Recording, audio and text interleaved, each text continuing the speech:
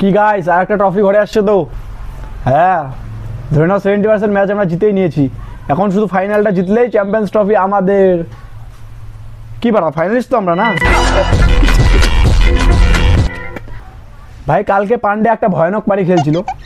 পারিটা ভয়ানক এই কারণ যখন প্রথমে এসে ডট বল খেলতে শুরু করেছিল তখন ভাই আমাদের বিচির রস মাথা উঠে লাপালাপি শুরু করেছিল। তারপরে যখনই 6 মারতে শুরু করলো তখন অস্ট্রেলিয়ার সেম আমাদের মতো কন্ডিশন, ওদেরও বিচির রস মাথায় উঠে।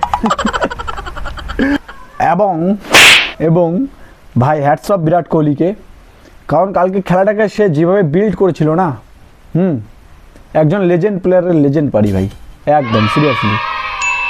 মানে একেবারে সিঙ্গেলেরও হাফ সেঞ্চুরি করে ফেলেছে কোহলি দাদা। আর 1-2টা বাউন্ডারি মারো, নাকি সব ধরনের রেকর্ড দরকার তোমার?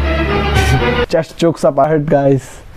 আমি তো বলছি আর একটু ভালো করে খেললে কালকে কোহলি ম্যাচটা ফিনিশ করে চলে আসতে পারতো, আর তাহলে অবশ্য কোহলির আর একটা সেঞ্চুরি দেখতে পারতাম আমরা। যাই হোক, আজকের ম্যাচটা একদম টক্করের ম্যাচ ছিল।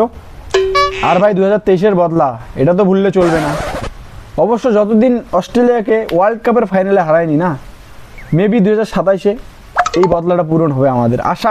আর এগুলো তো ছোটো মোটো খুশি না, এটা চ্যাম্পিয়ন্স ট্রফি জিততে আমাদের। তবুও সেম ওই বদলাটা না এখানে অস্ট্রেলিয়াকে হারালো, সেম ওই মুমেন্টে ওই জায়গায় হারালে না, তবেই বদলাটা পুরো হবে।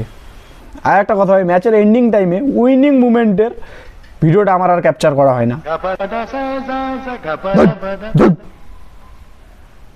মনেই থাকে না সালা, আগে এত প্ল্যান করে রাখি, এটা করবো ওটা করবো, উইনিং মুমেন্টের দিকে আসি তখন আমি ফুল এক্সাইটমেন্টে বিজি হয়ে যাই। ও ভাই ইন্ডিয়া জিততে হবে, আর রেকর্ডটা করবে কে ভাই? একটা পার্সোনাল ক্যামেরাম্যান রাখবো কি, যে সবসময় ক্যামেরা ধরে আমার পিছনে থাক, জানি না কখন আমার হিউমার বের হয়ে যায়।